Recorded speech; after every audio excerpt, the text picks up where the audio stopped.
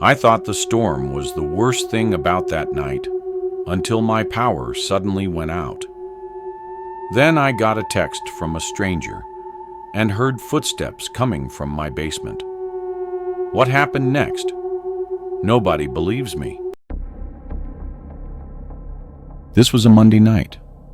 I'd gotten out of work at 8 o'clock and went straight home to hop online and game with some of my buddies. I had gotten divorced a few months ago, which left me with just an empty house and not much to do outside of work. So gaming with my friends all night was mostly all I did, and I can't say I didn't enjoy it. Anyway, I knew there was supposed to be a big thunderstorm overnight, and there were even flash flood warnings. But around here, they pretty much send out those warnings every time it rains, so it was never a big deal. At about 11 p.m. though, I was in the middle of a game with my buddies when a sudden massive gust of wind slammed against the window next to me, and the entire house shook. I took my headset halfway off, and I could hear rain pouring down and the house creaking and swaying violently. I turned back to my screen to tell everyone what was going on. But suddenly, my screen and all the lights in my house flicked off for a split second, then right back on. I saw I was still in the Discord call, so I asked if they could still hear me, but before I got an answer, everything cut out. My PC shut down, and all the lights snapped off. The whole house was dark. I couldn't even see my hands in front of my face. I felt around my desk for my phone, then turned the light on. Annoyed, I got up and walked downstairs and up to the front window. Honestly, it was hard to say if everyone else's power was off or not. I could barely see anything through the flood of rain that was pouring down, and most people's houses would usually be dark by now anyways, since it was so late. I quickly sent a message in the group chat saying I probably wouldn't be on for the rest of the night. Frustrated, I used my little phone light to find my way to the basement. I went down and found my old battery bank.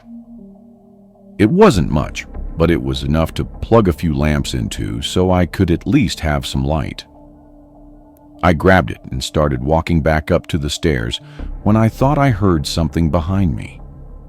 It was just a bunch of boxes back there, but the wind seemed to pick up as soon as I turned around. So I assumed it was just the storm, making the house make noises. I hauled the battery bank up to the first floor and plugged in one of the lamps in the living room. I'm not sure if this is normal or not, but I hated going to bed with the power out. Like I had to wait for it to come back on before I'd feel comfortable sleeping. So I opened up the blinds and sat on the couch, then took my phone out and used my data to scroll through YouTube. An hour or so went by before I got curious again, and this time opened the front door to look outside. My porch had an overhang that blocked most of the rain, so I stepped out and looked around. The storm was still raging on, but the houses across the street didn't seem to be off power. At least a couple of them had a light or two on in the windows. Now I was pretty confused. I looked up outages in my area, but didn't find much info. I went back inside. Oddly, only a minute later, I got a text. It was from a normal, unknown phone number, but essentially said that there was downed power lines and to expect power outages. I had no clue why I got a direct text though, and the number didn't have an ID, like from ComEd or whatever. Strange, I thought, but I didn't look much more into it. I went back to the couch. Again, I was on my phone, but more so to just listen to videos while I watched the storm out the window. But then I heard something from the other side of the house. It sounded exactly like a footstep on one of the creaky wooden steps to the basement. I had lived here long enough to recognize that sound.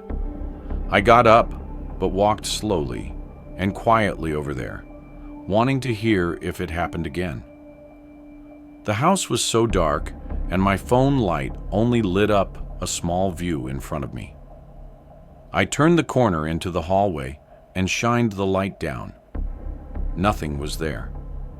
However, the basement door was open, like wide open, and there was no way I left it like that. I walked up and shined the light down the stairs, but there was no way I was going to go down there to check anything out, not with no power on. I closed the door. I don't think I had enough time to really think about what this really meant. I walked into the next room. Light from the thunderstorm flashed in the windows, but when I looked around, I found nothing. A feeling built up in me, though, like something was off, and my gut could sense it. I started to walk back when suddenly heavy footsteps came running up the basement stairs, even behind the closed door. They were loud and shook the whole floor. Without thinking, I ran up to the door and slammed my body against it. Not even a second later, they were on the other side, trying to open it. Once they figured out I was there, they started hitting it and ramming their shoulder into it to try to force the door open. This was a regular basement door, so it had no lock on it. I didn't know what else to do. He pounded against it for a minute, but when I pulled my phone out and started calling 911, he stopped. I heard his footsteps go back down the stairs, and I took this chance to get in my car and leave. I tried to watch from the other side of the road to see if he left, but during the 10 minutes I waited, I didn't see anything. 3 officers went in and found nobody inside. He had left through the back door. What I find most disturbing about this situation is that we confirmed the text I received about the power outage was fake, like from a private personal phone. So whoever this guy was that broke in, he knew enough about me to find my phone number. He wasn't targeting just some random house. We think he texted me once he heard me go outside, probably knowing I was checking if other houses had power, and wanting me to not get suspicious and check the breaker box in the basement. There was no outage. He had shut off my power. That's about where it was left, though. No new information on who it could have been or what they wanted has been found out. But first, did you know that 98% of people who watch my videos aren't subscribed? That means you. And yes, I am speaking specifically to you. Probably aren't. So now would be a great time to leave a like on the video and subscribe. Anyhow, I was going on a camping trip with my best friend. I'm going to call him Henry. We'd done a few trips before, but we still mostly considered ourselves new to it. We hadn't done anything too crazy up until this point. Usually, we'd go to local campgrounds that had other people around, but we thought we were confident enough to do something more adventurous. Both of us wanted to camp at an actual campsite that was cool, with a view, and further in the forest. You know, like real camping. We did some research and found a place about 3 hours from us. It was a 4-hour hike into the forest, and it only had a couple pictures from previous campers, so it didn't seem like it'd be busy. We drove down there, prepared for 3 days. There was a very small dirt area on the end of an otherwise unused road in the middle of the forest. Nobody else was parked there. The trail looked like an actual trail, or at least it looked like it was one at some point. It hadn't been kept up with, so some parts were overgrown and weathered. I mean, it was in the middle of nowhere, it seemed, so I wasn't expecting the most taken care of trail. But this looked like it was abandoned for years. Still, we kept walking. It thinned out as we got further into the forest, but around mid-afternoon, we got to the campsite. It was no more than a grassy area on top of a small hill, but it had a decent overlook of the forest and was very secluded. Nobody else was there, and from the looks of it, nobody had been there in a long time. We set up our tents and got everything unpacked. Henry was taking a bit longer than me, so while I waited, I walked up to the overlook and just enjoyed the view. While I was there, I noticed something move in the trees below us. It was really hard to see through the dense branches and leaves, but I barely caught a glimpse of a group of people walking, maybe 4 or 5 of them. I was so surprised to see other people out here, especially not on the campsite. From where I was, though, I couldn't see anything aside from their basic figures moving through the forest, so I couldn't tell if they were campers or hikers or what. I tried to point them out to Henry, but by the time he came over, they were already gone, disappeared in the forest. After a few minutes, we were back to going about our day. We kind of just hung out for the next few hours, talking and whatever, until the sun started going down. We built up a small campfire and sat around it. The night was calm for the first couple hours. It was quiet, only the sound of us talking and the crackling campfire between us. But then we heard something else. It was faint, but we both heard it. It sounded like voices, multiple talking back and forth. We couldn't tell what they were saying, or even if they were speaking our language. It was coming from way out in the trees, though, which made it really creepy.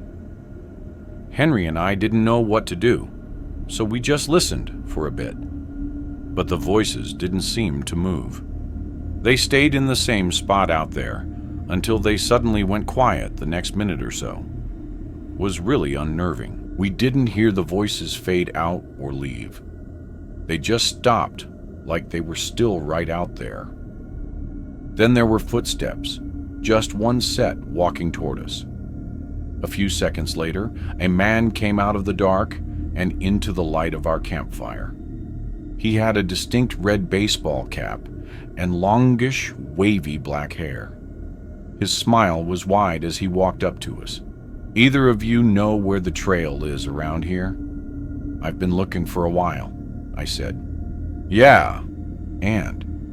I pointed ahead at the trail, but when he didn't immediately say anything or leave, I then asked if the others out there were with him. His face fell flat for a moment. Then he smiled again and looked back at where I was looking. "I didn't know there were others out here. I've just been hiking alone." "I would have asked them for directions if I saw them," the man said. It was really strange, though. I was almost sure he was lying. He came from the same direction we just heard the voices in. I just said, "Okay," and he smiled, then left and went down the trail. Henry was thinking the exact same thing as I was, that the guy was lying for some reason. There was no way. He just came out from the same area as the group of voices and wasn't with them, or at least didn't even notice them. But the more unsettling question is, why was he lying? Why didn't he want to tell us about the others in the forest? We discussed this around the campfire for a while, maybe 30 minutes, trying to figure out what the hell was going on, or if there even was something going on. The whole time, it felt like we were being watched. I kept turning around and looking at the forest and at the trail. Something felt wrong. It definitely didn't help that this was our first time being so far out like this, so nerves were already high. "Should we just leave?" Henry finally said in a shaken voice. After some thought, I said yes. We started packing, but that eerie feeling only felt like it was getting stronger.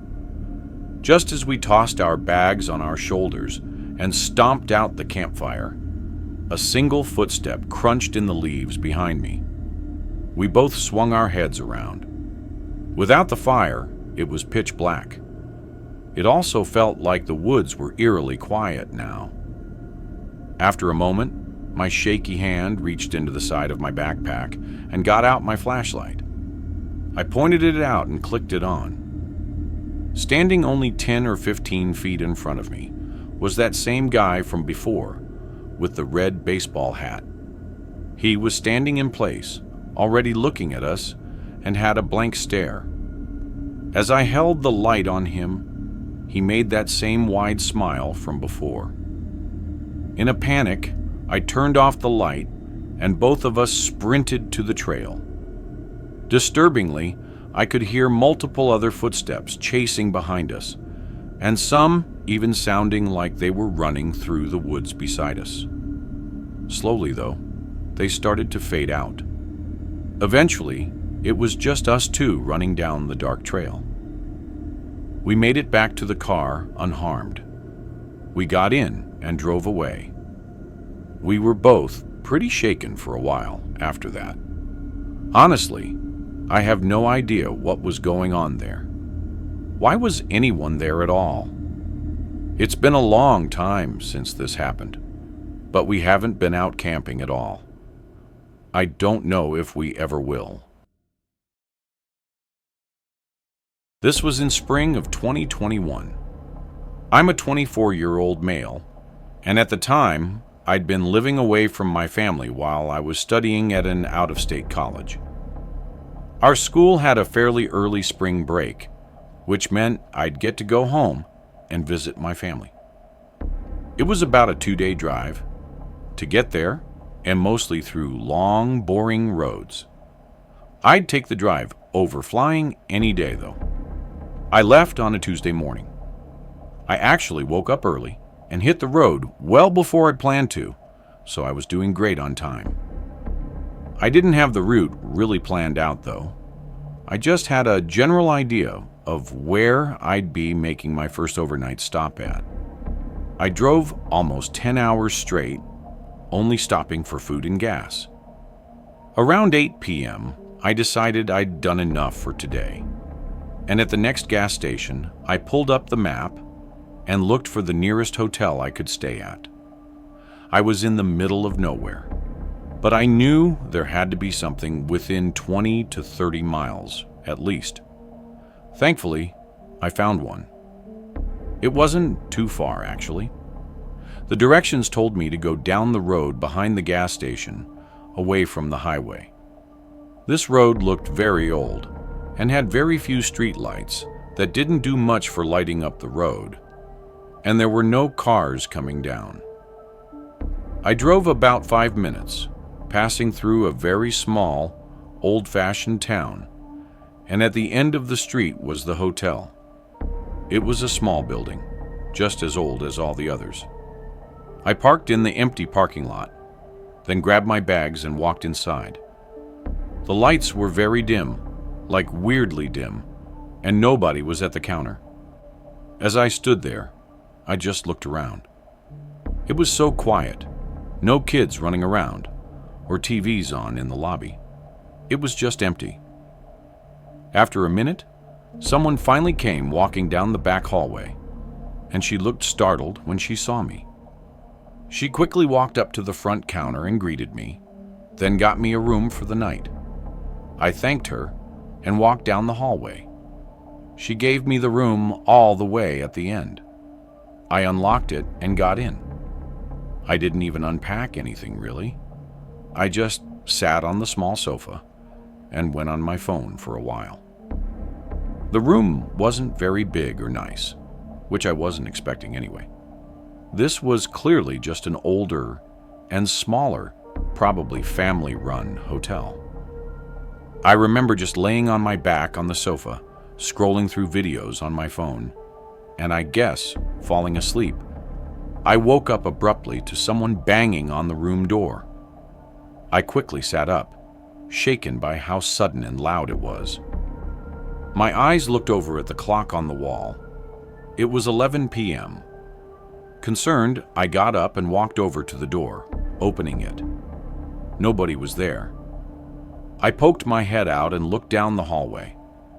I stayed there for 30-ish seconds, really confused and waiting for someone to come back around or something, but the hotel was really quiet still. Everything was so off, I started second-guessing myself. Like, was the knock even at my door? It sounded like it was, and I didn't hear anyone else in any of the rooms near me. But maybe somehow it was for one of the other rooms. I went back to the couch for a little bit, then took a shower and got ready for bed. I set an alarm for 8 a.m. and fell asleep. I really wanted to sleep good tonight because, for one, I was really tired, and two, I had another long drive ahead of me. However, I woke up again in the middle of the night to someone banging on the door. I jumped up again, and this time, I hurried up to the door. The whole room was dark, and I could only see the sliver of light coming out from under the door. I swung it open, but nobody was there again. I did the same thing, looking down the hall and listening. After a minute, I decided that this was too strange to not investigate a little further. Tiredly, I walked down the hallway and to the front desk. It was just as dark and quiet as it was when I first arrived here. The woman was still at the desk, though. I told her someone had been banging on my door and asked if she saw anyone. The woman looked really confused and almost as if I was joking. When she realized I wasn't, she then said that I was the only guest staying here tonight. I just smiled and said okay, then started walking back to my room. I don't think it had really set in yet. Like, was I just going crazy? I got back to my room and went in. I made sure that all the locks were in place, then got in bed. I just laid there for a minute, staring at the pitch-black ceiling and trying to think about what was going on before I decided to grab my phone from the nightstand and maybe watch a video or two to get me to relax. However, right when my screen turned on, it lit up the room just enough for me to see something in the corner by the bed. I jumped up and backed away from the bed. There was someone there, standing in the dark, in the back corner of the room. They were still motionless, just watching me. My heart was burning from how hard it was pounding in my chest. I hurried over to the door. As soon as I began removing all the locks, I heard them start rushing up behind me. Their loud footsteps against the floor got closer and closer as I finally swung open the door and sprinted down the hallway.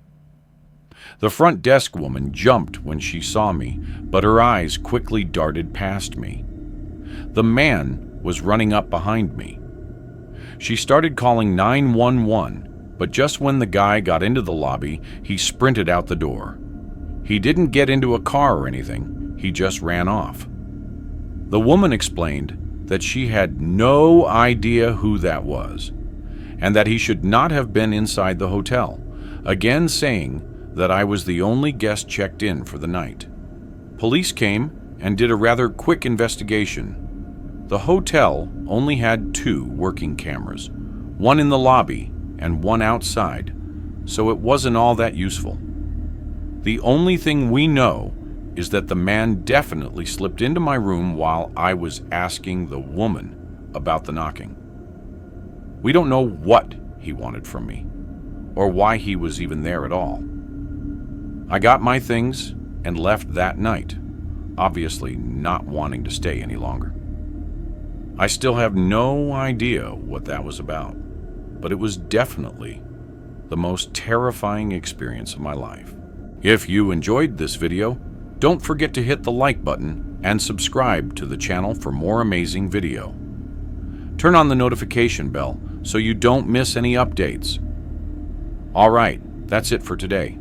Take care, and I'll see you in the next one.